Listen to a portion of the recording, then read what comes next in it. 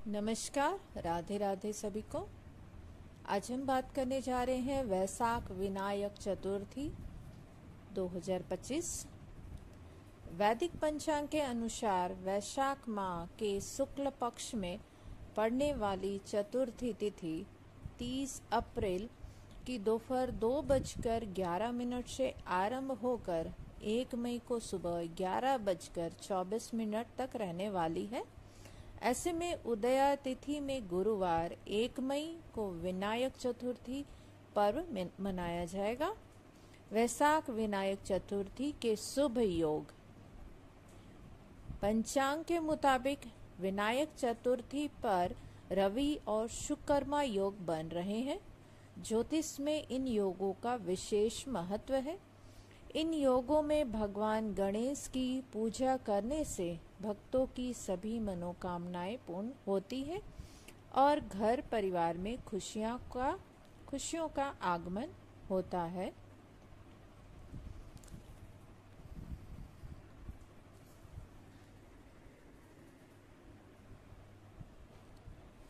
संकष्टी गणेश चतुर्थी व्रत करने से घर परिवार में आ रही विपदा दूर होती है। कई दिनों से रुके हुए मांगलिक कार्य संपन्न होते हैं तथा भगवान श्री गणेश असीम सुखों की प्राप्ति कराते हैं। माँ की किसी भी चतुर्थी के दिन भगवान श्री गणेश की पूजा के दौरान संकष्टी गणेश चतुर्थी व्रत की कथा पढ़ना अथवा सुनना जरूरी होता है। इससे संबंधित 4 कथाएं प्रचलित हैं, तो भक्तों सुनते हैं। पहली कथा गणेश चतुर्थी से जुड़ी हुई। पौराणिक एवं प्रचलित श्री गणेश कथा के अनुसार एक बार देवता कई विपदाओं में घिरे थे। तब वह मदद के लिए कैलाश पर्वत पर भगवान शिव के पास पहुँचे। उस समय शिव के साथ उनके दोनों ही पुत्र कार्तिकेय तथा श्री गणेश जी महाराज बैठे हुए थे। देवताओं की बात सुनकर शिव जी ने कार्तिकेय व गणेश जी से पूछा कि तुम में से कौन देवताओं के कष्टों का निवारण कर सकता है। तब कार्तिकेय व गणेश जी दोनों ने ही स्वयं को इस कार्य के लिए सक्षम बताया। इस पर भगवान शिव ने दोनों की परीक्षा लेते हुए कहा कि तुम दोनों में से जो सबसे पहले पृथ्वी की परिक्रमा करके आएगा वही देवताओं की मदद करने जाएगा। भगवान शिव के मुख से यह वचन सुनते ही कार्तिकेय तो अपने वाहन मोर पर बैठकर पृथ्वी की परिक्रमा के लिए निकल पड़े, परंतु गणेश जी सोच में पड़ गए कि वह चूहे के ऊपर चढ़कर सारी पृथ्वी की परिक्रमा करेंगे तो इस कार्य में उन्हें बहुत ही समय लग जाएगा। तभी उन्हें एक उपाय सूझा। गणेश जी अपने स्थान से उठे और अपने माता पिता की 7 बार परिक्रमा करके वापस बैठ गए। परिक्रमा करके लौटने पर कार्तिकेय स्वयं को विजेता बताने लगे।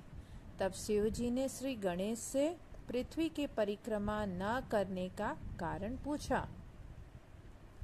तब गणेश जी ने कहा, माता पिता के चरणों में ही समस्त लोक है। यह सुनकर भगवान शिव ने गणेश जी को देवताओं के संकट से दूर करने की आज्ञा दी। इस प्रकार भगवान शिव ने गणेश जी को आशीर्वाद दिया कि चतुर्थी के दिन जो भी तुम्हारा पूजन करेगा और रात्रि में चंद्रमा को अर्घ्य देगा, उसके तीनों ताप यानी दैहिक ताप, दैविक ताप तथा भौतिक ताप दूर होंगे। इस व्रत को करने से व्रतधारी के सभी तरह के दुख दूर होंगे और उसे जीवन के भौतिक सुखों की प्राप्ति होगी। चारों तरफ से मनुष्य की सुख समृद्धि बढ़ेगी। पुत्र पौत्रादि धन ऐश्वर्य की कभी भी कमी नहीं रहेगी उसके जीवन में। गणेश चतुर्थी व्रत की दूसरी कथा कुछ इस प्रकार है। तो चलिए यह कथा भी सुनते हैं। एक समय की बात है, राजा हरिश्चंद्र के राज्य में एक कुम्हार था। वह मिट्टी के बर्तन बनाता था, लेकिन वे कच्चे रह जाते थे। एक पुजारी की सलाह पर उसने इस समस्या को दूर करने के लिए एक छोटे बालक को मिट्टी के बर्तनों के साथ आवा में डाल दिया। यह कुछ उपाय था, कुछ टोटका था जो ब्राह्मण ने उस कुम्हार को करने के लिए कहा था। उस दिन संकष्ट चतुर्थी का दिन था। उस बच्चे की माँ अपने बेटे के लिए परेशान थी। उसने गणेश जी से बेटे की कुशलता की प्रार्थना की। दूसरे दिन जब कुम्हार ने सुबह उठकर देखा तो आवा में उसके बर्तन तो पक गए थे, लेकिन बच्चे का बाल भी बांका नहीं हुआ था। वह डर गया और राजा के दरबार में जाकर सारी घटना उसने यूं की त्यों ही राजा को बताई। इसके बाद राजा ने उस बच्चे और उसकी माँ को बुलवाया। तो माँ ने सभी तरह के विघ्न को दूर करने वाली संकष्ट चतुर्थी का वर्णन किया। इस घटना के बाद से सारी महिलाएं संतान और परिवार के सौभाग्य के लिए संकट चौथ का व्रत करने लगी। तीसरी कथा कुछ इस प्रकार है। एक समय की बात है कि विष्णु भगवान का विवाह लक्ष्मी जी के साथ निश्चित हो गया। विवाह की तैयारी होने लगी। सभी देवताओं को निमंत्रण भेजे गए, परंतु गणेश जी को निमंत्रण नहीं दिया गया। अब भगवान श्री विष्णु की बारात जाने का समय आ गया। सभी देवता अपनी पत्नियों के साथ विवाह समारोह में आए। उन सब ने देखा कि गणेश जी कहीं दिखाई नहीं दे रहे हैं। तब वे आपस में चर्चा करने लगे कि क्या गणेश जी को न्योता नहीं दिया गया है या स्वयं गणेश जी ही नहीं आए हैं। सभी को इस बात पर आश्चर्य होने लगा। तभी सबने विचार किया कि विष्णु भगवान से इसका कारण पूछा जाए। विष्णु भगवान से कारण पूछने पर उन्होंने कहा कि हमने गणेश जी के पिता भोलेनाथ महादेव को न्योता भेजा है। यदि गणेश जी अपने पिता के साथ आते हैं तो अलग से फिर हम उनको क्यों न्योता दें, और इसकी कोई आवश्यकता भी नहीं है। दूसरी बात यह है कि उनको सवा मन मूंग, सवा मन चावल, सवा मन घी और सवा मन लड्डू का भोजन दिन भर में चाहिए। यदि गणेश जी नहीं आएंगे तो कोई बात नहीं, दूसरे के घर जाकर इतना सारा खाना पीना अच्छा भी नहीं लगता, ऐसा विष्णु जी ने कहा। इतनी वार्ता कर ही रहे थे कि किसी एक ने सुझाव दिया, यदि गणेश जी आ भी जाए तो उनको द्वारपाल बनाकर बैठा देंगे कि आप घर की याद रखना। आप तो चूहे पर बैठकर धीरे धीरे चलोगे तो बारात से बहुत पीछे रह जाओगे। यह सुझाव भी सबको पसंद आ गया। तो विष्णु भगवान ने भी अपनी सहमति इस बात के लिए दे दी कि गणेश जी आएंगे तो उनको द्वारपाल की तरह उनकी घर की रक्षा के लिए रख कर चले जाएंगे। अब होना क्या था, इतने में गणेश जी वहां आ पहुंचे और उन्हें समझा बुझाकर घर की रखवाली करने बैठा दिया। बारात चल दी। तब नारद जी ने देखा कि गणेश जी तो दरवाजे पर ही बैठे हुए हैं, तो वे गणेश जी के पास गए और रुकने का कारण पूछा। गणेश जी कहने लगे कि विष्णु भगवान ने मेरा बहुत ही अपमान किया है। नारद जी ने कहा कि आप अपनी मूषक सेना को आगे भेज दें तो वह रास्ता खोद देगी, जिससे उनके वाहन धरती में धंस जाएंगे। तब आपको सम्मान पूर्वक उन्हें वापस बुलाना ही पड़ेगा। अब तो गणेश जी ने अपनी मूषक सेना जल्दी से आगे अर्थात बारातियों से आगे भेज दी और सेना ने जमीन पूरी पोली कर दी, खाली कर दी। जब बारात वहां से निकली तो रथों के पहिए धरती में धंस गए। लाख कोशिश करने पर भी पहिए नहीं निकले। सभी ने अपने अपने उपाय किए, परंतु पहिए तो नहीं निकले, बल्कि जगह जगह से टूट गए।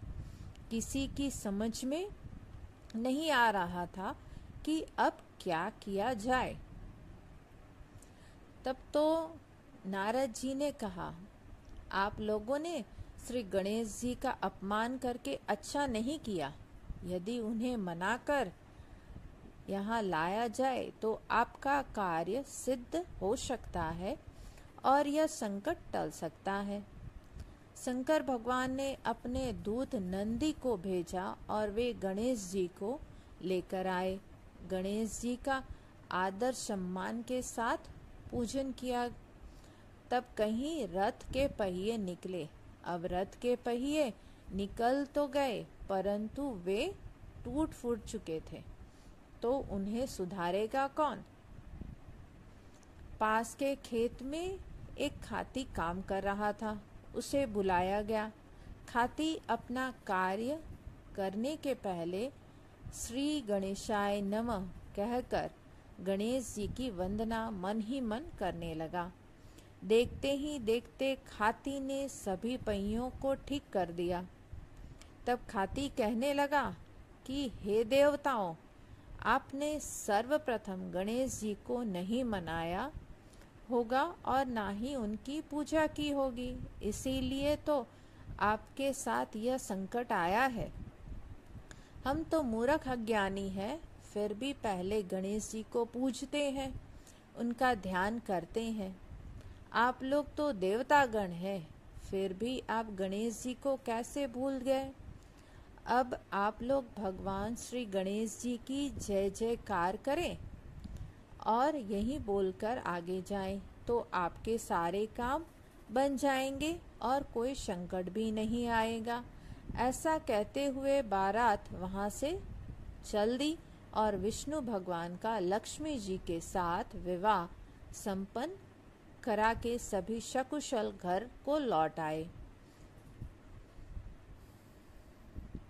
हे गणेश जी महाराज, आपने विष्णु को जैसो कारज सारियो, ऐसो कारज सबको सिद्ध करजो।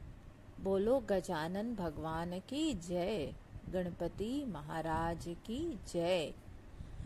अब चौथी कथा कुछ इस तरह से है। श्री गणेश चतुर्थी व्रत की पौराणिक कथा के अनुसार एक बार भगवान शिव तथा माता पार्वती नर्मदा नदी के किनारे बैठे थे। वहां माता पार्वती ने भगवान शिव से समय व्यतीत करने के लिए चौपड़ खेलने को कहा।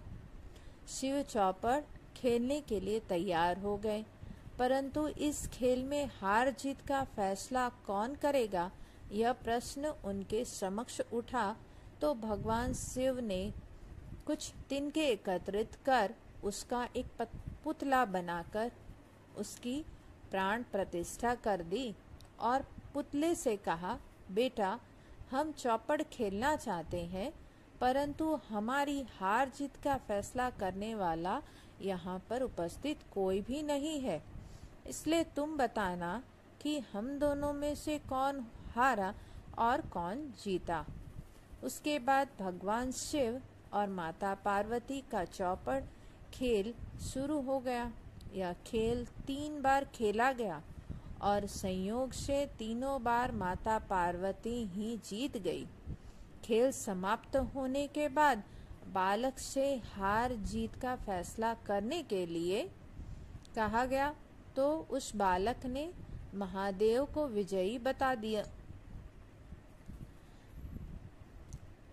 यह सुनकर माता पार्वती क्रोधित हो गई और क्रोध में उन्होंने बालक को लंगड़ा होने, कीचड़ में पड़े रहने का श्राप दे दिया। बालक ने माता पार्वती से माफी मांगी और कहा कि यह मुझसे अज्ञानवश ऐसा हुआ है माता। मैंने किसी द्वेष भाव में ऐसा बिल्कुल भी नहीं किया है। बालक द्वारा क्षमा मांगने पर माता ने कहा, यहाँ गणेश पूजन के लिए नाग कन्याएं आएंगी। उनके कहे अनुसार तुम गणेश व्रत करना। ऐसा करने से तुम मुझे प्राप्त करोगे। यह कहकर माता पार्वती शिव के साथ कैलाश पर्वत पर चली गई। 1 वर्ष के बाद उस स्थान पर नाग कन्याएं आई। तब नाग कन्याओं ने श्री गणेश के व्रत की विधि मालूम करने पर उस बालक ने 21 दिन लगातार श्री गणेश जी का व्रत किया। उसकी श्रद्धा से गणेश जी प्रसन्न हुए। उन्होंने बालक को मनवांछित फल मांगने के लिए कहा। उस पर उस बालक ने कहा, हे विनायक, मुझ में इतनी शक्ति दीजिए कि मैं अपने पैरों से चलकर अपने माता पिता के साथ कैलाश पर्वत पर पहुंच सकूं और वह यह देखकर प्रसन्न हो।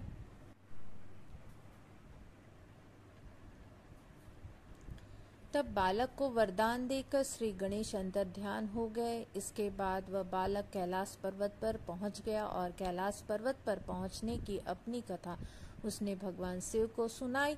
चौपड़ वाले दिन से माता पार्वती शिव जी से विमुख हो गई थी, अतः देवी के रुष्ट होने पर भगवान शिव ने भी बालक के बताए अनुसार 21 दिनों तक श्री गणेश का व्रत किया। इस व्रत के प्रभाव से माता पार्वती के मन में शिव भगवान के लिए जो नाराजगी थी वह समाप्त हो गई। तब यह व्रत विधि भगवान शंकर ने माता पार्वती को बताई।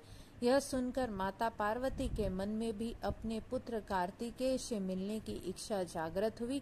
तब माता पार्वती ने भी 21 दिन तक श्री गणेश का व्रत किया तथा दूर्वा, फूल और लड्डुओं से गणेश जी का पूजन अर्चन किया।